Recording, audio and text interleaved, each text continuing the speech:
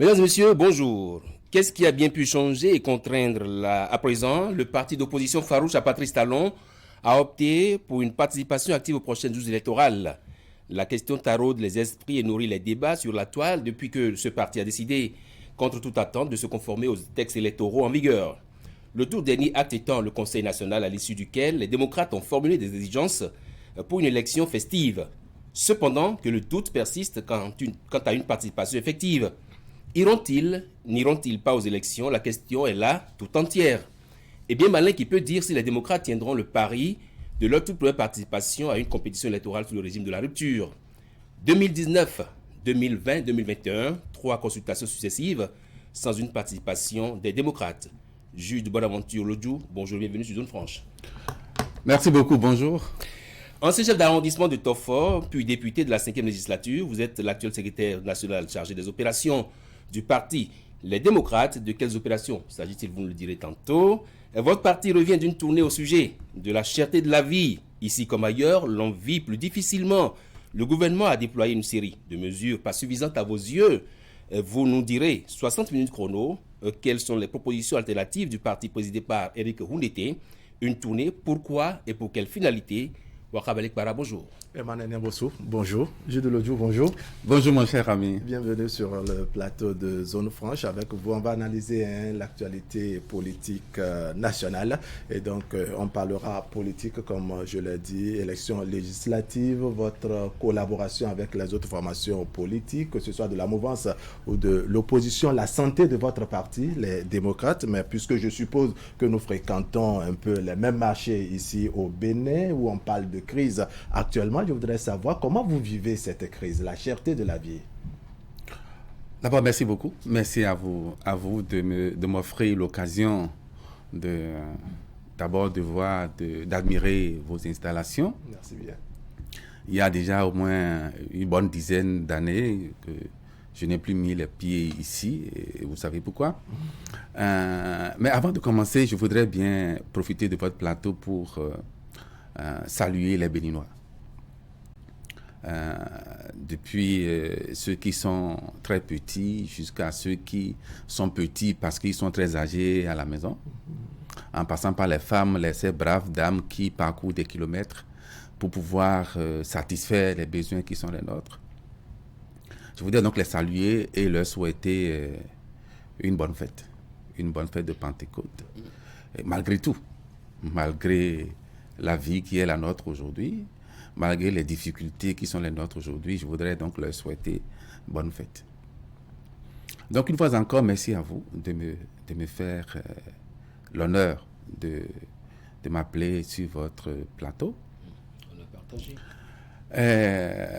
Vous me demandez si je me sens bien ou comment je me sens. Mais je me sens très mal. Je me sens très mal parce que je suis béninois. Je suis béninois au cœur de la société. Je suis au sein de la population. Vous devez donc comprendre que je vis les difficultés de la population.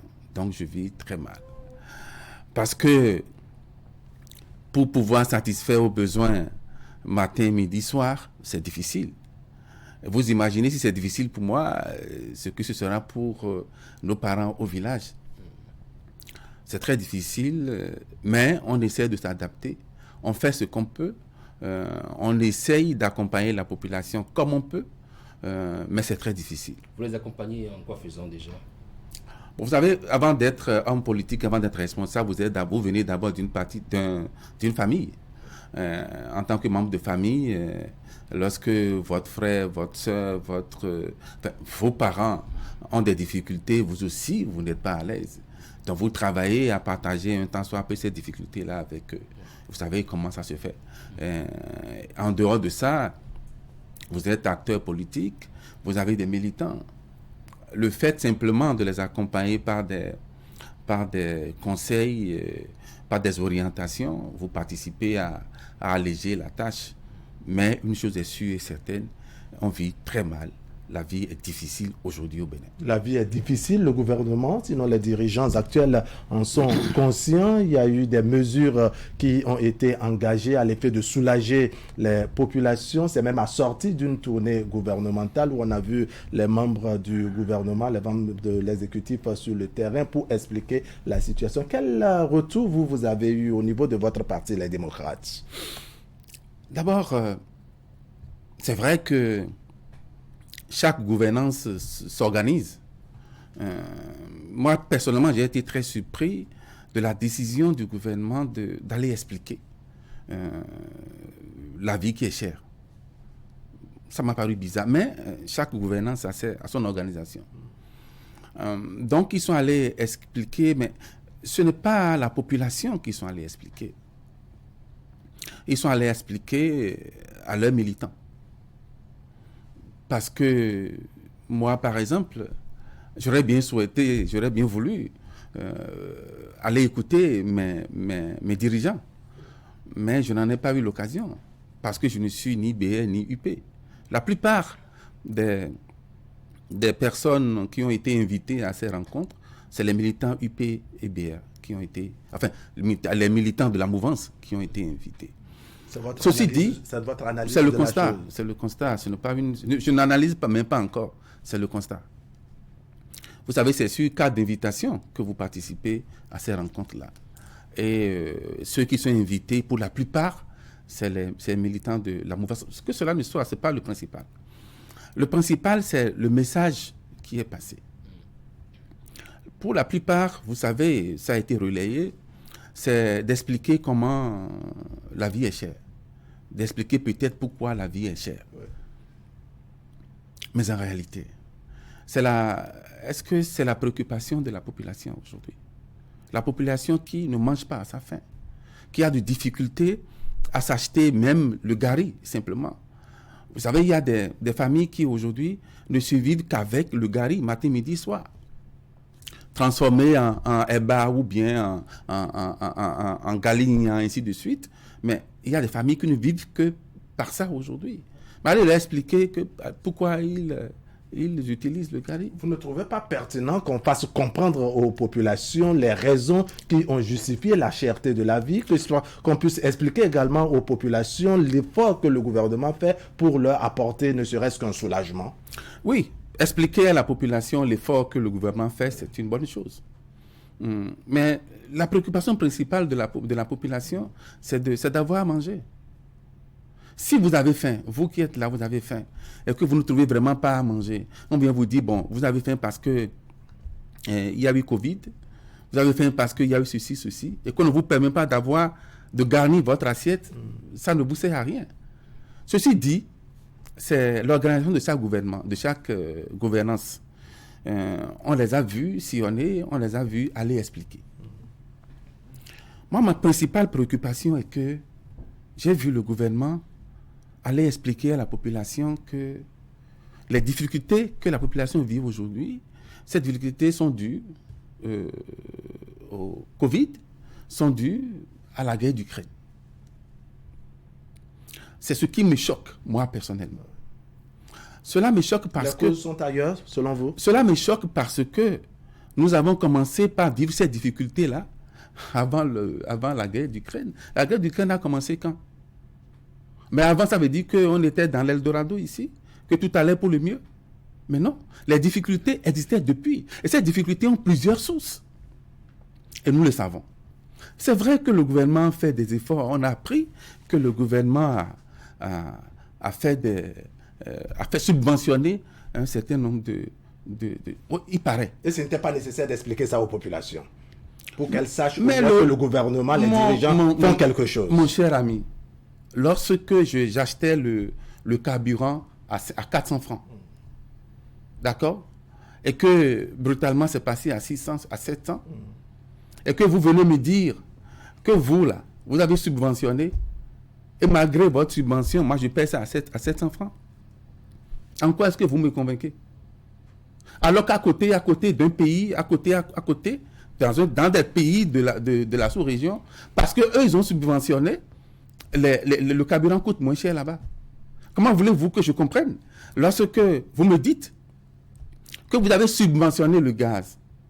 Je prends seulement l'exemple des produits les plus utilisés. Le gaz. Les produits de grande consommation. De grande consommation. Que vous l'avez subventionné. Et vous dites même 5 milliards, quel que soit le montant que vous avez subventionné. Lorsqu'on subventionne un produit, qu'attend la population? La population s'attend à ce que le prix soit au moins maintenu à ce qu'elle utilisait et dépensait pour pouvoir acheter. Mais malgré votre subvention, ça coûte plus cher. Quel est le problème alors?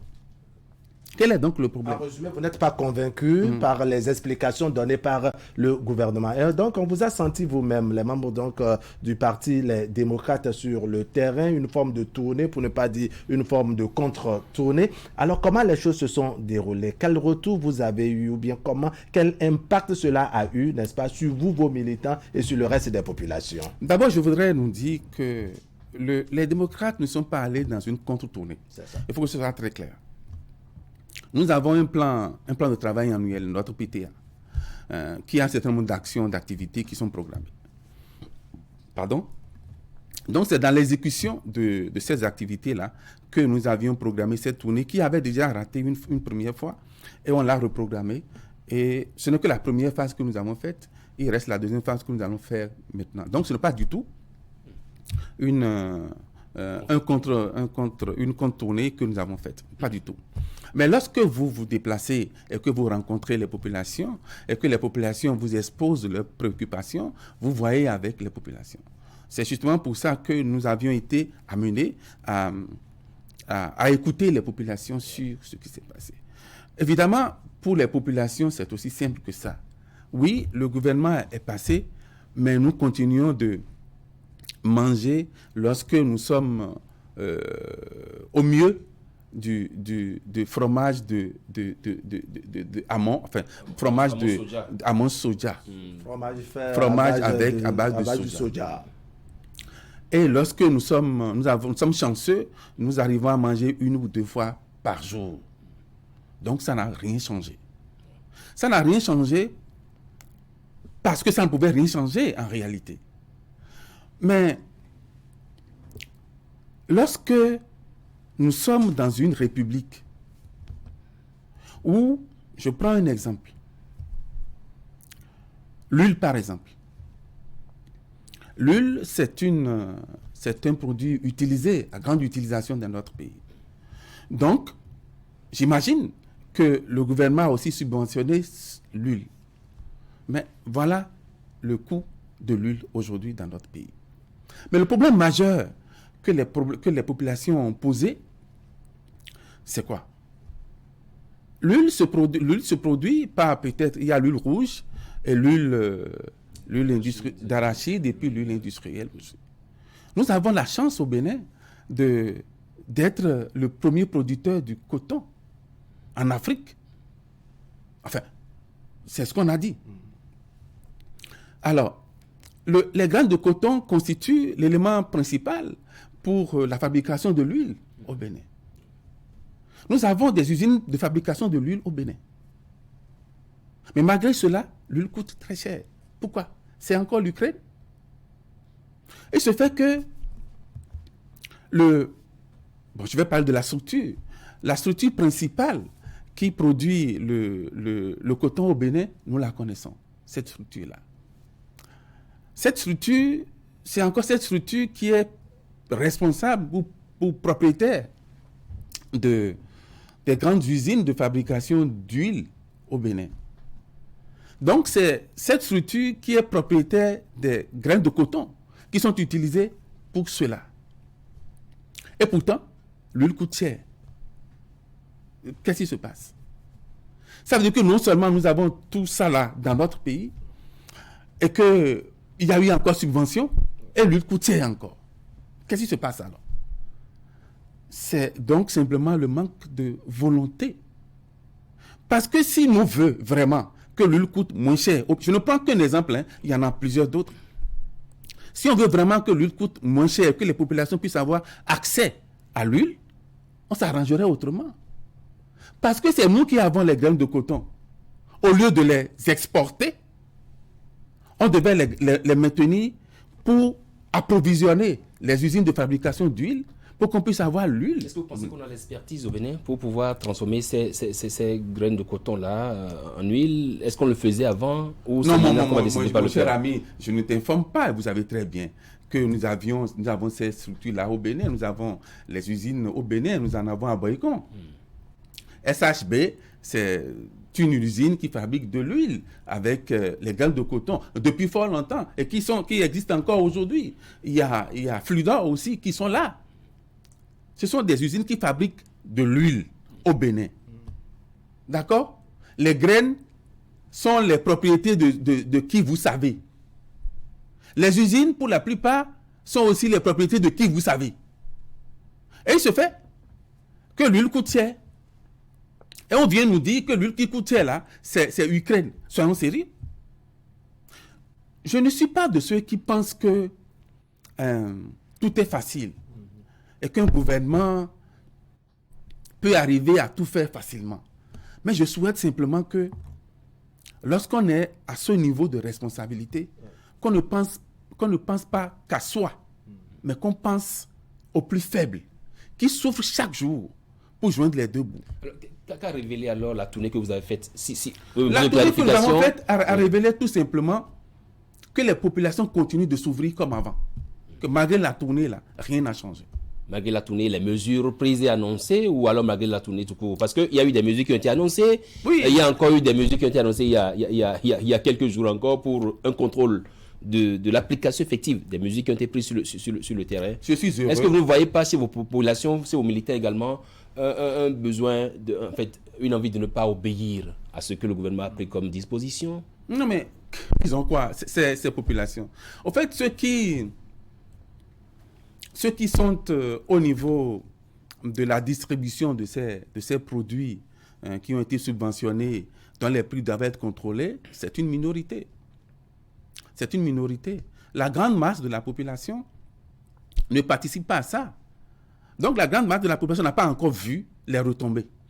C'est là la principale préoccupation. Ils n'ont pas encore vu les principales retombées. Et je ne sais pas s'ils verront. Je ne sais pas s'ils verront. C'est vrai que je suis heureux de constater que le gouvernement a pris des mesures. Mais j'aurais souhaité que ces mesures-là aillent plus loin.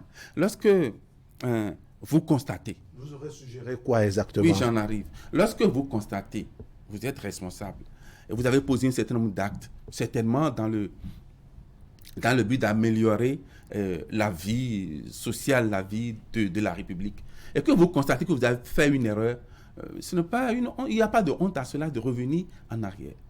La suppression de l'ONASA est une faute, est une erreur. Et comme c'est une erreur, et que le gouvernement a constaté, parce que dans les dernières décisions du gouvernement, il a été question d'installer des boutiques témoins pour les intrants.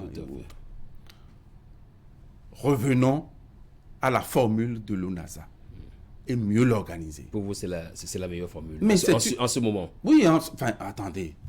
C'est là, on n'a pas besoin de... Ça crève l'œil, c'est cela. Il n'y a pas de honte à cela. La même chose. J'ai dit à un endroit la dernière fois que nous sommes un pays essentiellement à revenu fiscal, on a dit. Oui. Principalement à revenu fiscal, on a dit. Et on a toujours appelé notre port le poumon de l'économie nationale. Et nous savons que pour pouvoir gérer les transactions entre notre pays et l'étranger, c'est la douane qui est organisée pour cela.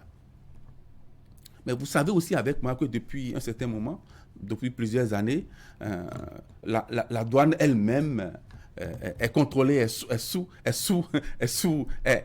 une structure pratiquement. On parlera d'une collaboration. Je veux parler de Bénin Contrôle et de PVI. Ça fait plusieurs années que ce truc-là a été Mais oui, quand ça fait plusieurs années, il faut faire le point. Il faut faire le point pour constater. N'importe comment.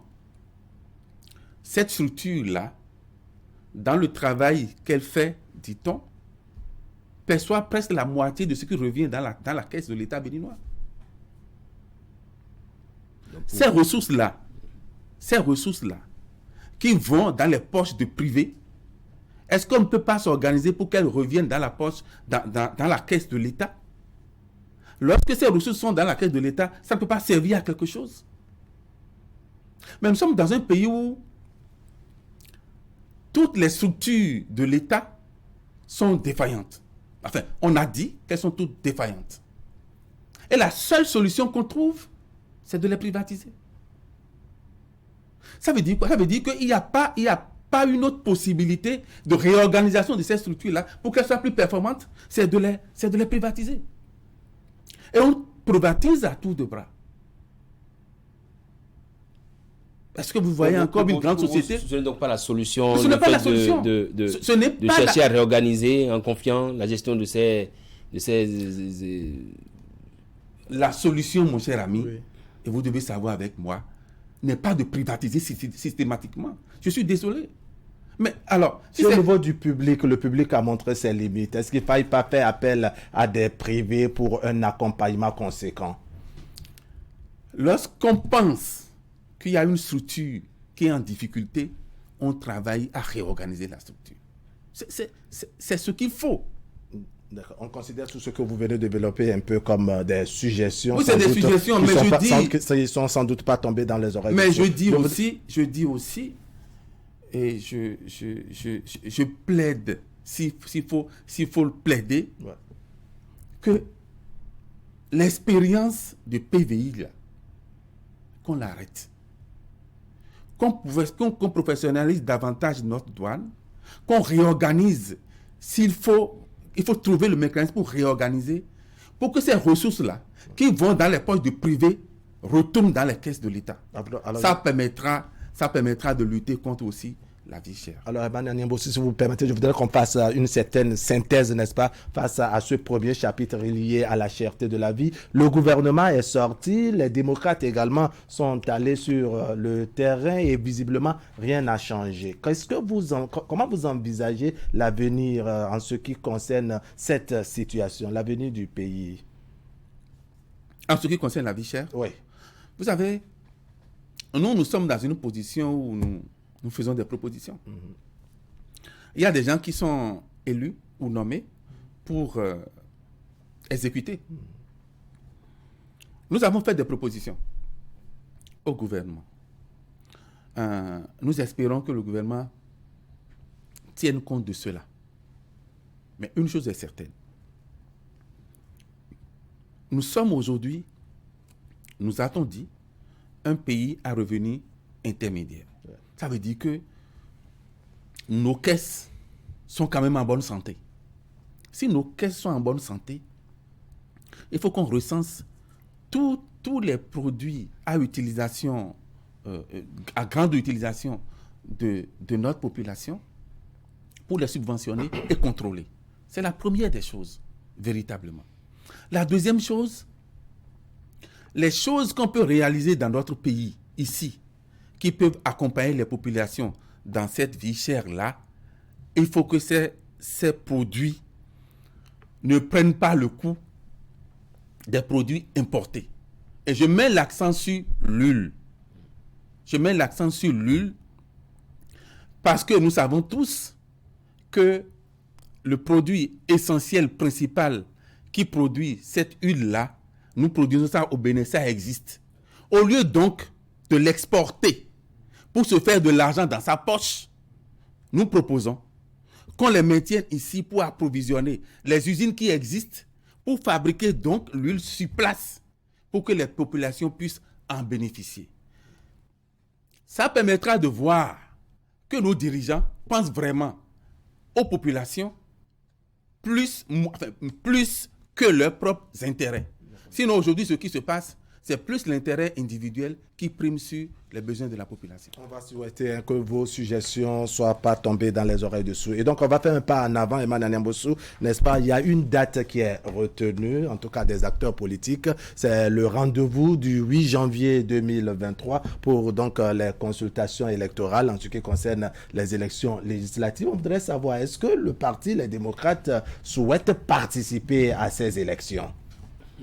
Mon cher ami, vous savez, nous souhaitons participer à cette question. Si c'est la question, nous voulons participer. C'est acté. Nous voulons participer aux élections, comme nous avons toujours voulu participer aux élections. Toujours. Pardon, on est un parti politique. Le rôle d'un parti politique, c'est quoi? C'est de conquérir des excès le pouvoir de l'État, le pouvoir d'État. Alors, comment peut-on conquérir le pouvoir si on ne participe pas aux élections? Donc, nous avons toujours souhaité participer aux élections. En l'état actuel. On nous a empêchés entre-temps. Nous nous préparons pour aller aux élections prochaines, comme tout parti politique, enregistré selon les normes de la République. Nous nous préparons pour aller aux élections. Je suis un peu peiné. Parce que dans la rue, partout où vous passez, la question qui revient, c'est est-ce qu'on va vous laisser aller aux élections? Vous savez, 30 ans pratiquement après le début de notre expérience démocratique, si on en est là, c'est honteux. C'est honteux. Pendant longtemps, nous avions été l'exemple de l'Afrique. Parce que nous avions fait les balises et les élections étaient devenues une fête pratiquement. Où une fois que les règles sont connues, selon le droit positif, eh bien, tous ceux qui sont en règle participent aux élections, normalement. Mais nous sommes arrivés à un moment là où maintenant, on se pose la question, est-ce qu'on va vous laisser aller aux élections? C'est dommage pour notre République. Alors, mais n'importe comment, en l'état actuel, avec les règles du jeu tracées et connues désormais, comment les choses se passent? Comment vous envisagez l'élection du 8 janvier 2023? Bon, le parti Les Démocrates, conformément aux règles de la République, s'apprête à aller aux élections législatives. Nous serons donc présents aux élections législatives, comme les autres partis politiques. Nous ferons la campagne comme cela se doit, et nous irons aux élections, nous aurons nos résultats, et nous serons présents à l'Assemblée nationale aussi. Il n'y a pas de règles particulières, il n'y a pas de mesures particulières. Nous faisons comme les autres, parce que nous sommes partis politiques reconnus, légalement inscrits au Bénin, donc nous participerons aux élections. Oui, M. Lodjo, qu'est-ce qui a véritablement changé depuis 2019 à ce jour pour que les démocrates décident finalement d'abord de se conformer à la nouvelle charte des partis politiques et ensuite maintenant de se décider finalement à aller aux élections législatives? Bon, je dois expliquer quelque chose. Allons-y. Je dois expliquer quelque chose. Tel que vous posez la question, c'est tout comme si en 2019, l'opposition n'avait pas voulu aller aux élections. On connaissait le slogan, pas d'élection sans mais au-delà, opposition. mais écoutez, au-delà de ça, faisons la lecture des choses. Allez-y. La loi 2018, je n'ai pas les références en tête, la charte des partis politiques a estimé qu'il faut que les partis politiques se mettent en conformité avec la nouvelle loi. Mais a donné un délai pour les partis qui existaient déjà, c'est-à-dire 6 mois, à se conformer. Ça veut dire quoi, juridiquement? Ça veut dire que pendant ces 6 mois-là, ces partis politiques continuent d'avoir leur statut de parti politique. On est d'accord? La loi a été votée et promulguée. Si vous voyez, vous allez voir la date. Vous parlez de quelle loi? Celle de 2018, c'est ça? Celle de 2018. 2018, ok, d'accord. Alors, 9 octobre 2018, oui. Les 6 mois vont jusqu'au mois de février, je crois. Ça veut dire que jusqu'à cette date-là, de février, les partis continuent d'être partis, normalement, avec le statut juridique qu'il faut. Et en tant que parti politique, ces partis avaient donc le droit de déposer leur dossier. Parce que la date du dépôt de dossier était donc avant l'expiration de ces 6 mois. Et parce qu'on a constaté justement que malgré cette loi, les partis pourront être candidats aux élections, que le fameux certificat de conformité a été pris. C'est là la question principale. Et ces fameux certificats de conformité avaient pour rôle de choisir qui peut décider, qui peut déposer les dossiers normalement. C'est le problème qu'on a eu justement. Donc les partis politiques n'ont jamais, ce n'est pas qu'ils n'ont pas voulu aller aux élections. Et vous avez été on les a incompris. empêchés. Et vous avez été incompris puisque c'est maintenant que vous nous expliquez comment est-ce que votre parti, puisque ce n'était pas les démocrates dans ce moment-là. Oui, bien sûr, bien sûr. Moi, je n'étais pas candidat en ce moment-là. Je n'étais pas candidat. C'était les FCBE qui allaient aux élections. Mais c'était la réalité, c'est ce qui s'était passé. C'est ça. Bon, alors, donc, je voudrais qu'une fois pour toutes, on ne dise plus les partis n'ont pas voulu. En 2020, Pour les élections communales. Pour les élections 2020. communales, le parti Les Démocrates n'était pas encore créé, n'avait pas encore son certificat. Donc, à partir de ce moment, on ne pouvait pas participer. Bon. En 2021, on nous a empêchés. Quand on dit on nous a empêchés, c'est aussi simple que ça, non? On a dit qu'il faut que ce soit des parrains. Les parrains sont tous propriété de celui que vous savez. Qui était candidat. Donc, qui n'a pas voulu que les partis les candidats de l'opposition, la candidate en tout cas du parti Les Démocrates, aient le parrainage qu'il faut. Donc, on n'a pas été Mais le aux président élections. de votre parti a déclaré, n'est-ce Oui. pas, au niveau de la Sénat, devant micro et caméra, que Oui. même si on donnait les parrainages, n'est-ce pas, au parti Les Démocrates, qu'ils n'en veulent pas. Mais pourquoi on n'a pas donné? Pourquoi on n'a pas donné? On va faire la guerre des commentaires. Pourquoi on n'a pas Dans donné? le même temps, il y a la version de ces députés qui ont fait de conférences de presse, notamment les députés de l'Union progressiste, qui soutiennent avoir contacté volontairement, n'est-ce pas, les membres du parti Les Démocrates pour les parrainages, mais rien n'a été fait. Non, mais écoutez, soyons sérieux. Ils l'ont dit devant c'est vrai micro et que- caméra, mais à aucun moment, le parti Les Démocrates n'a réagi. Non, mais enfin, c'est vrai que l'hypocrisie souriante est devenue la chose la mieux partagée. Mais attendez, mais pourquoi avoir fait toutes les démarches alors? Pourquoi avoir désigné un candidat? Mais on aurait pu simplement par un communiqué dire on ne veut pas aller. Une chose est de désigner le candidat. Est-ce que le parti Les Démocrates a fait la démarche qui consiste à chercher le parrainage au niveau des députés à l'Assemblée nationale, monsieur le juge? Vous êtes sûr de ce que vous dites là? C'est une question, ce n'est pas une affirmation. Toujours. Non, mais attendez. Scrutons simplement les médias, les archives, pour constater que il y a eu quand même des polémiques ici, où des députés se sont rapprochés de gens pour que on puisse avoir les parrainages. D'accord? Ce qui est venu après, vous avez vu. Non. Une chose est certaine, si le parti, la candidate du parti Les Démocrates avait eu les parrainages, on serait aux élections. Vous avez vraiment Mais demandé les mais ça parrainages? pose un problème. Vous avez demandé les parrainages? Mais écoutez, au-delà de nous, Est-ce qu'on va pas Aidez-nous à répondre à la question. Est-ce que les le jour- démocrates ont vraiment fait la démarche de demander les parrainages au niveau des députés? est-ce que vous avez suivi avec moi que le candidat Joël Aïvo, il a fait une conférence de presse ou un point de presse pour expliquer toutes les étapes qu'il a observées pour demander le parrainage. N'oubliez pas que le parti Les Démocrates faisait partie du FRD aussi. D'accord?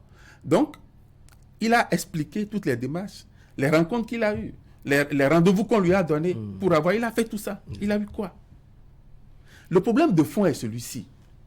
Comment peut-on, avec nos droits positifs, arriver à une situation où ça soit un individu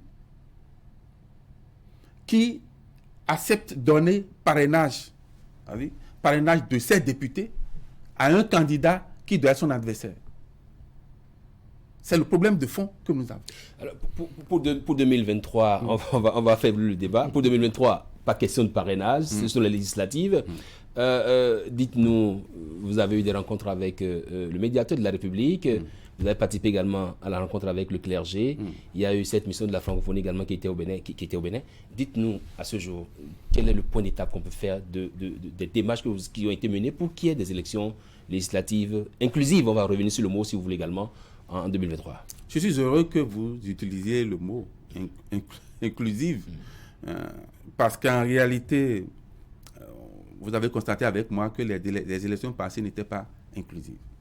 C'est du moins le commentaire fait par des acteurs politiques. Hein, Bien sûr, mais c'est pourtant la réalité. N'ayons pas peur des réalités, elles sont ce qu'elles sont. C'est à nous, les hommes, politiques ou non, de travailler à ce qu'elles changent. Depuis 2019-2020, la position du Parti Les Démocrates n'a pas changé. C'est travailler à ce que, dans notre pays, il y ait la paix. Travailler à ce que les lois de la République soient respectées pour que chacun puisse accéder, participer aux élections s'il le souhaite. Nous sommes allés plus loin. Nous avons souhaité que le chef de l'État, parce qu'il est chef de l'État, appelle toutes les sensibilités politiques et même la société civile autour d'une table pour qu'on puisse parler de la République, des difficultés qu'il y a, afin d'apaiser la tension, quitte à ce qu'on retrouve l'atmosphère d'antan. Nous avons souhaité pour cela, pour que ça puisse se faire, pour que ça soit facile, que les prisonniers politiques soient libérés. On me dira, la justice. Mais nous savons tous, les Béninois savent que nous avons des prisonniers politiques au Bénin. Parce que, on est arrivé à une situation où il ne faut plus souhaiter être challenger au prince de la République. Qu'est-ce qu'ils ont fait pour la plupart? Chercher à être candidat aux élections présidentielles. Donc, travailler à ce que les prisonniers politiques soient libérés. Travailler à ce que ceux qui ont été forcés à l'exil reviennent au pays. Qu'on s'asseye autour d'une table et qu'on voit les lois qui sont les lois qui organisent ces élections-là, pour voir éventuellement les failles qu'il y a pour les corriger afin que nous allions normalement aux élections. Nous avons souhaité cela.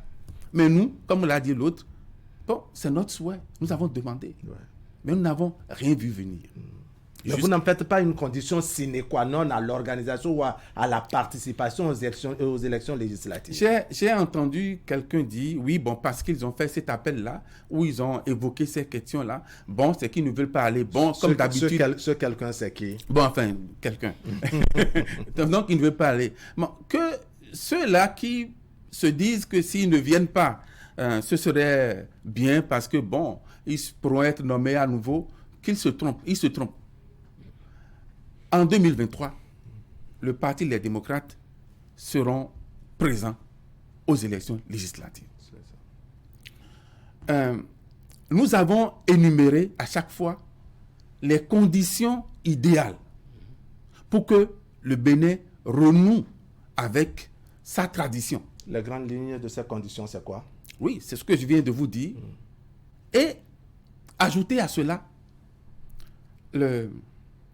l'organisation bipartite souvent, c'est-à-dire l'opposition et la mouvance, au niveau de toutes les structures de l'organisation des élections.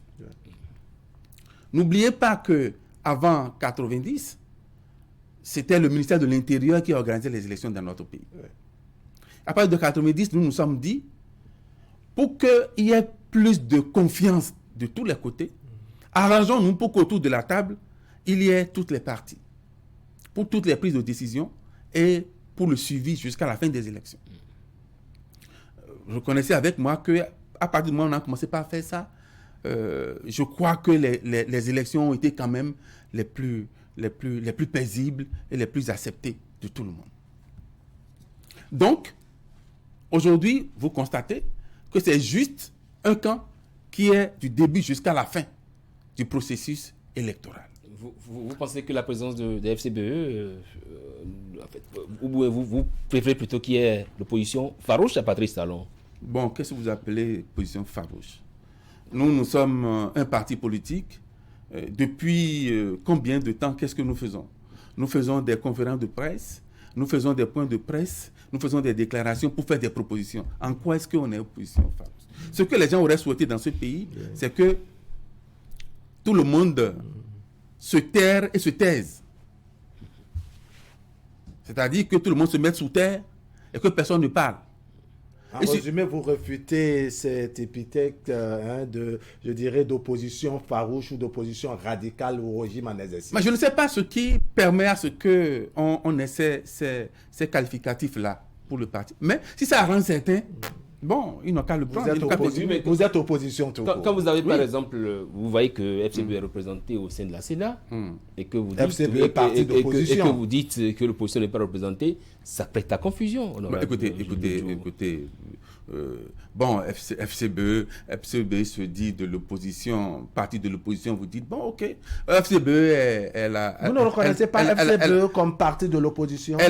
FCB s'est déclaré de l'opposition, non? Voilà. Donc, ils sont partis de l'opposition.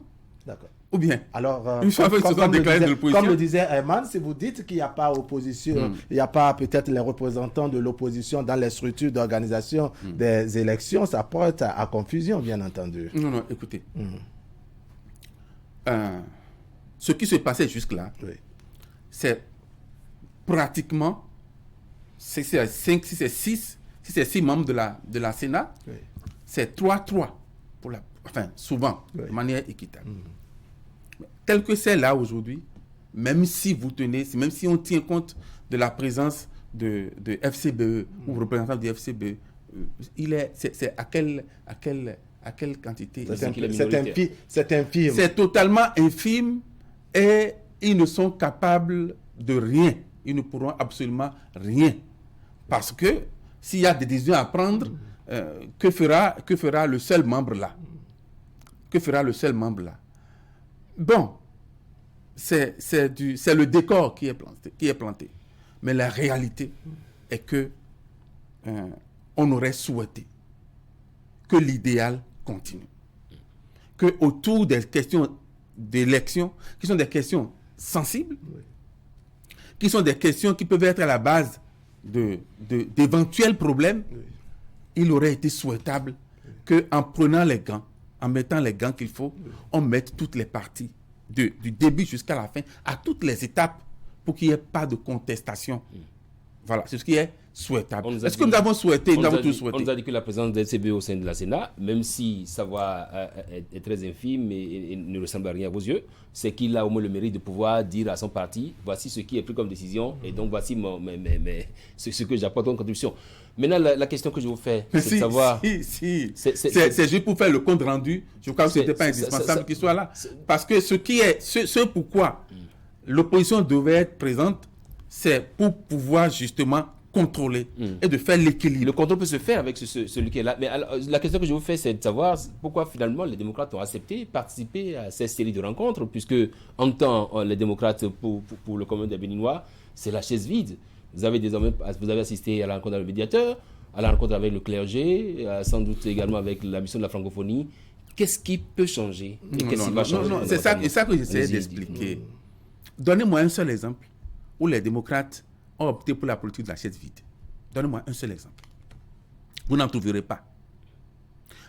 Les démocrates n'ont jamais opté pour cette politique-là. À moins qu'on ne les invite pas. Si on ne les invite pas, ils ne seront pas présents. Écoutez, toutes les rencontres sollicitées et organisées par le clergé, les démocrates étaient toujours présents. Oui, toutes. Il n'y a pas une seule que vous allez trouver où les démocrates sont absents. Vous n'en trouverez pas. N'importe quelle initiative prise dans ce sens-là, vous trouverez toujours les démocrates.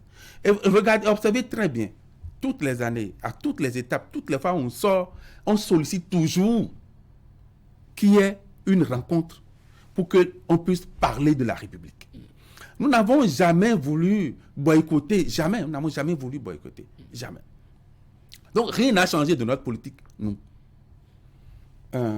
Vous avez dit que le médiateur nous a appelés. Mais vous n'avez peut-être pas su.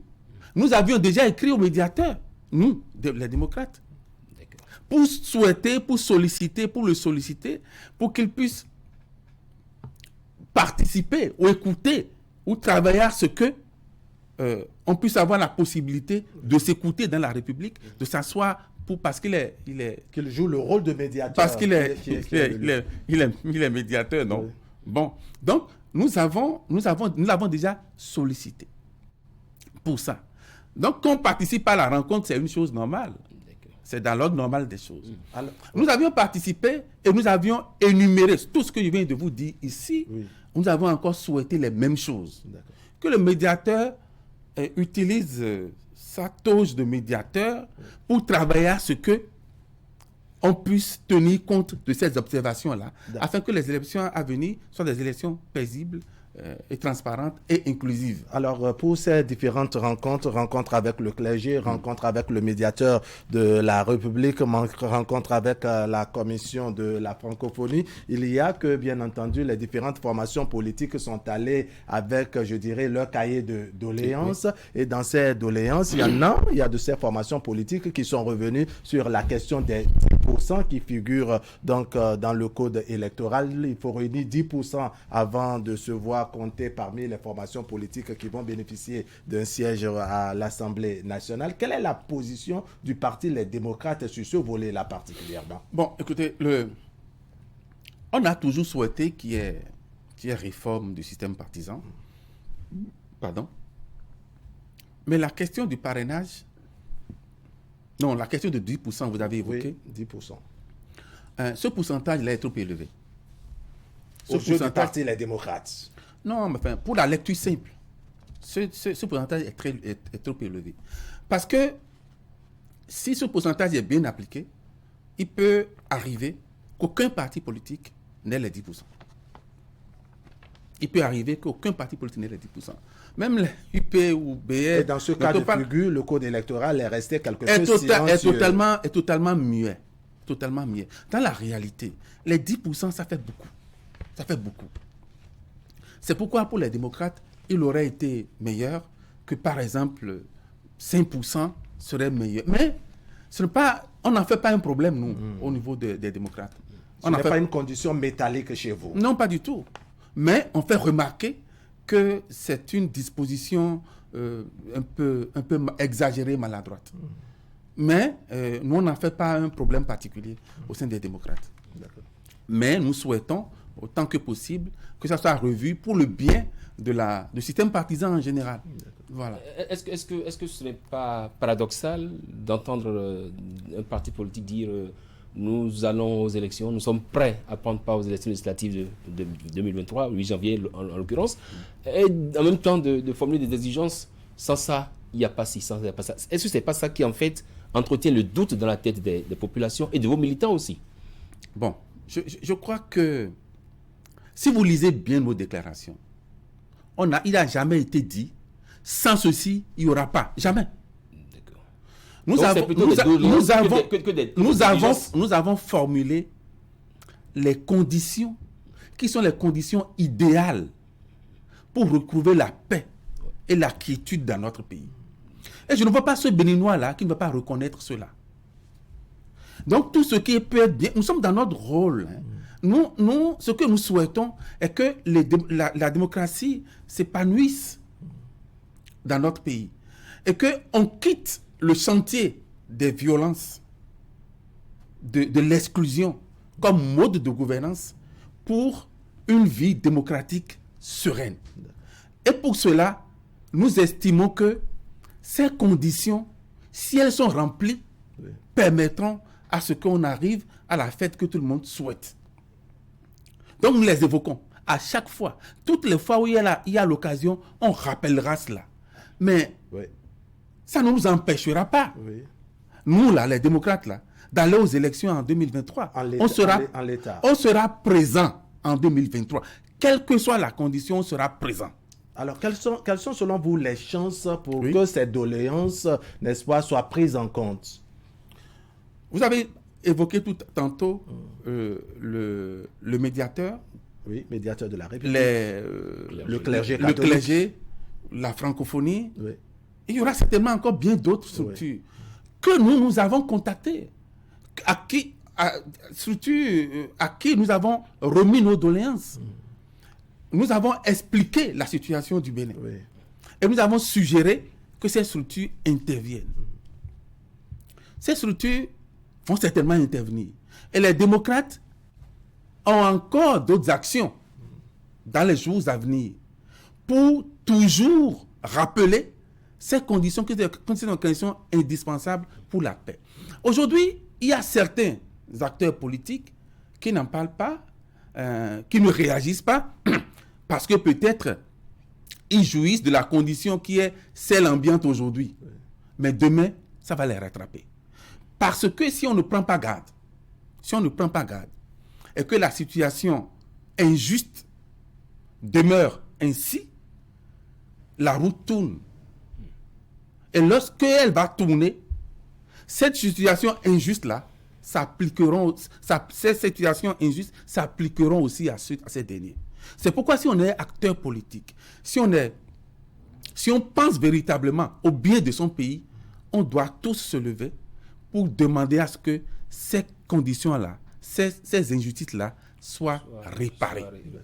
C'est le rôle dans lequel nous sommes. Dites-nous, 2023 pour vous, c'est législatif, c'est un enjeu capital alors pour les démocrates, parce que c'est 3 ans de transition. Oui. Comment est-ce que vous comptez prendre part à ces élections? Parce que là, nous sommes à quelques mois de 2023. Comment le parti se prépare-t-il? Le parti va se présenter aux élections. Je vous ai dit tantôt parce qu'il y a eu les 10%, il y a quitus fiscal, il y a la question du cautionnement à payer, et il y a beaucoup d'autres choses à... Vous savez... Vous ne craignez rien. Mais nous ne craignons pas. Je vais vous expliquer pourquoi. Allons-y.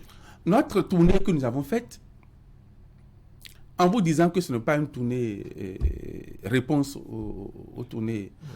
une contre-tournée. Une contre-tournée à la tournée gouvernementale, nous avions programmé aller faire le point, aller évaluer la vie de notre parti à la base. Faire le point de l'installation de nos structures. Une forme de pré-campagne. Voilà, non, pas du tout.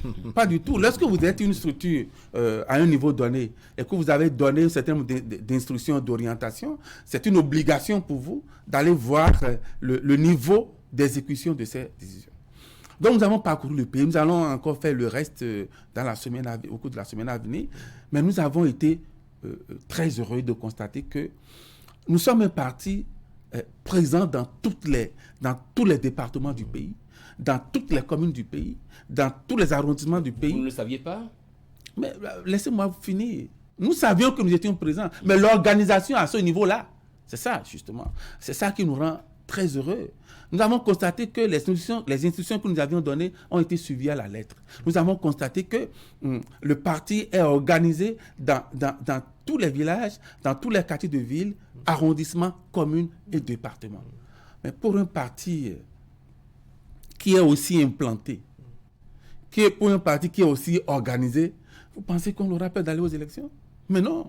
Au contraire, on est pressé que les élections arrivent. On est pressé que les élections arrivent. C'est dans 6 mois, comme on le dit là, on dit enfant, on demande à quelqu'un si il souhaiterait bien manger il dit mais non, attends, il ne faut pas dire ça. Hein, allons vite. Au repas. Au repas, pour que tu vois si j'aurai de l'allant à manger ou pas. Alors, le carnet de soins de votre parti semble afficher une très bonne santé, si on bien s'en sûr, tient très bien. à cette démonstration que vous venez de faire. Mais on est curieux de savoir quelle est la collaboration et en même temps la santé de votre relation avec les autres formations politiques, notamment celle de l'opposition. Bon, vous savez, le Parti Les Démocrates ne vit pas juste pour le moment. Juste pour le moment. Nous savons que pour l'épanouissement d'un pays, la collaboration entre les partis politiques, quelle que soit leur tendance, est indispensable. Donc nous faisons ce que nous pouvons faire, mais à l'impossible, nous l'est tenu. Mais tout au moins avec Parce qu'il y a impossibilité. Mais bien sûr, vous savez, je ne vous apprends rien. Mais impossibilité ou incompatibilité? Bon, ça dépend de... Parce qu'il y a des partis politiques de l'opposition qui disent tendre la main, vous tendez la main. Mais avec, bon, on va y arriver. Oui. Avec l'opposition, vous savez très bien que depuis plusieurs années déjà, avec les démocrates, il y a le Front, le FRD, qui regroupe plusieurs partis politiques. toujours. Mais bien sûr. Mais pourquoi voulez-vous que ça Puisque meure? pour la présidentielle, il y a eu des candidats du Front, il y a eu des candidats des démocrates, il y a eu des candidats, et puis finalement, il y a eu une confusion. C'est peut-être à la limite un contingent pour le FRD, de même que le parti Les Démocrates, plusieurs candidats. Mais est-ce que vous savez que en politique, il y a quelque chose qu'on appelle stratégie? Ah, d'accord. Vous savez ça? Mais attendez. Accepter. C'était donc une stratégie. Mais accepter que l'opposition ait aussi sa stratégie. Que je ne vais pas dévoiler ici. Oui, est-ce que vous avez évalué les choses pour voir l'efficacité de cette stratégie? Mais après une élection, après une action, on évalue toujours. On évalue toujours. Et donc, le Parti Les Démocrates a donc travaillé à l'existence de ce front. Et le front continue de travailler, de mûrir et peut-être de s'élargir aussi. Donc voilà un creuset de l'opposition, de parti de l'opposition, dans lequel le Parti Les Démocrates travaille. Par rapport aux autres. Est-ce que ça dit que qui veut travailler avec les démocrates vient au front? Peut venir au front. Non, vient inévitablement au front ou peut venir au front. Non, peut venir au front. Et ça dit qu'en dehors du front, on peut bien échanger avec vous, étant de l'opposition, pour que vous puissiez vous entendre sur le minimum. Mais écoutez, par exemple, si j'avais la chance et que demain matin, je rencontre mon cher Ani Mbossou, qui sollicite à travailler avec les démocrates, j'en serais heureux. Encore que je n'ai encore l'électorat. J'en serais heureux. C'est déjà une technique de recrutement qui est... J'en serais heureux. Non. Enfin, nous sommes un parti ouvert, mais ayant des principes. Lesquels principes transigent un peu avec... Non, il y a des principes. S'il y a des acteurs politiques, partis politiques ou individus qui souhaiteraient travailler avec les démocrates, on s'assoit, on discute, on voit les objectifs. Pardon, si les objectifs sont des objectifs que nous visons aussi, il n'y a pas de problème. Mais si nous ne partageons pas les mêmes objectifs, on ne pourra pas justement... Je l'ai dit en introduisant l'émission, vous avez été député de la 5e législature. Oui. Quels sont vos rapports avec les députés qui sont là actuellement, qui sont de la mouvance? Vous avez été quand même bon camarade d'hémicycle. Oui, bon, certains, pas tout le monde. Oui, bon, certains. Moi, je fais toujours la différence entre les relations humaines et puis les relations politiques. Et puis tout à l'heure, en arrivant ici, j'ai rencontré un de vos animateurs que j'ai connu il y a quelques années, qui m'a dit, monsieur le député, il dit, bon, oui, c'est vrai, mais je souhaite que tu dises ancien député. Ouais. Il dit, mais pourquoi député, c'est député? J'ai dit, non, quand on m'appelle, on dit de moi ancien député, je suis plus heureux. Je me retrouve plus parce que moi, j'ai été élu. Bon, vous comprenez ce que je voulais dire. Bon. Ceci dit, les hommes, les individus qui sont députés aujourd'hui, que je connaissais ou que je connais sur d'autres plans, on a de très bonnes relations. Mais pour leur orientation politique aujourd'hui, pour leur action politique aujourd'hui, je ne partage pas les points de vue. On n'a plus qu'une minute ou 2 minutes.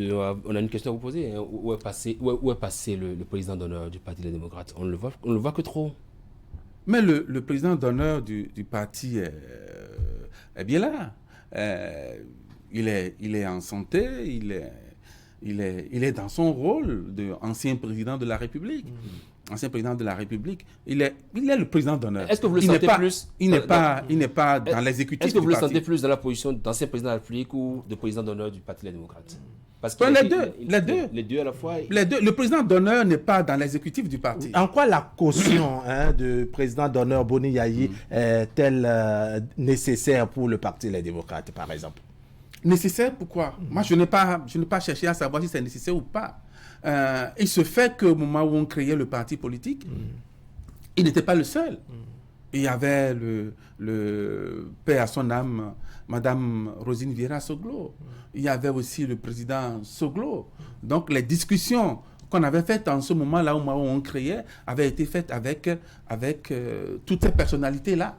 Et on a estimé que pour la conduite du parti, on a plus besoin d'eux pour des conseils, des orientations. Oui. Et que pour l'exécutif du parti, la gestion quotidienne du parti, on met les cadres qui sont disponibles pour faire le travail. Donc, il continue d'être dans cette position de conseil et d'orientation, ces positions qui lui ont été attribuées par le congrès du parti. Donc, dans ce rôle-là, je n'ai pas constaté trop sa présence ou bien son absence. Parce que toutes les fois où le parti a besoin d'une orientation de lui, il donne ses orientations. Alors très rapidement, on sent que même dans la bouche, la collaboration entre la langue et les dents n'a toujours pas été très bonne. Mais on sent également que la collaboration entre le parti, les démocrates et les autres formations politiques de l'opposition n'est pas toujours agréable. Or, on a désormais un chef de file de l'opposition qui, ma foi, ne semble pas faire l'unanimité, surtout avec, je dirais, le parti, les démocrates. Pourquoi? Vous savez, la loi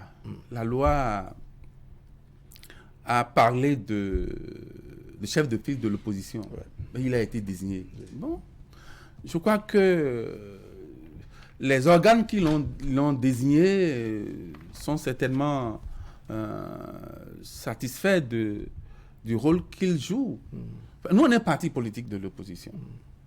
Et en tant que tel, nous avons nos objectifs, nos actions, que nous menons. Qui sont carrément différents, des actions ou des objectifs carrément différents de ceux du chef de file de l'opposition et de son parti originel. Non, son parti, vous savez qu'il est responsable d'un parti, non? Il est responsable d'un parti qui a ses objectifs et ses orientations. Donc, il va s'occuper certainement de l'exécution de ses actions. Mais nous, en tant que démocrates, nous avons nos objectifs que nous travaillons à atteindre. Monsieur Lodjou, votre mot de la fin, on a fini. Le temps passe vite, comme on dit. Oui. Mais, on sent que vous avez beaucoup de choses à dire, mais le temps passe vite. Bon, c'est déjà la fin. Oui. Ok. Je voudrais souhaiter que le Bénin retrouve sa vitalité politique et démocratique d'antan.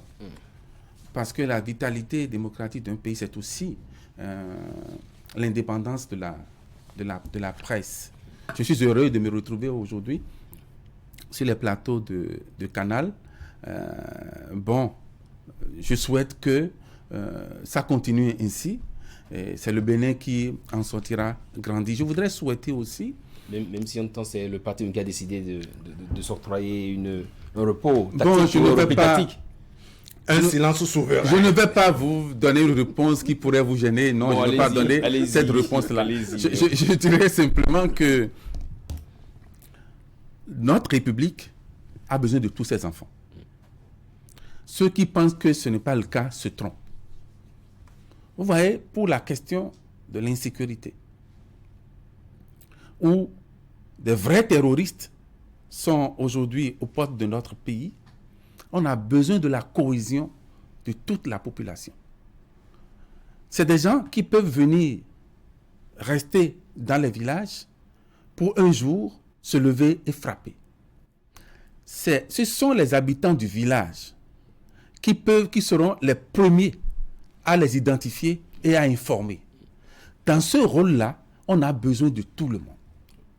Il ne faut donc pas que, pour des questions politiques, des citoyens se sentent marginalisés. Pour que, enfin, on puisse retrouver l'équilibre qu'il faut pour sauvegarder et conduire notre pays au développement. Je souhaite, une fois encore, une bonne fête à tout le monde. Et je voudrais profiter pour dire enfin un dernier mot aux militants du parti Les Démocrates d'être rassurés. En 2023, le parti sera présent aux élections législatives et une fois les militants auront leurs représentants au niveau de l'Assemblée nationale. Jude Bonaventure Lodjou, secrétaire national chargé des opérations du Parti des démocrates. Merci d'être passé sur Zone Franche. Merci à vous, Habali Para. On se retrouve dimanche prochain. C'est moi qui vous remercie.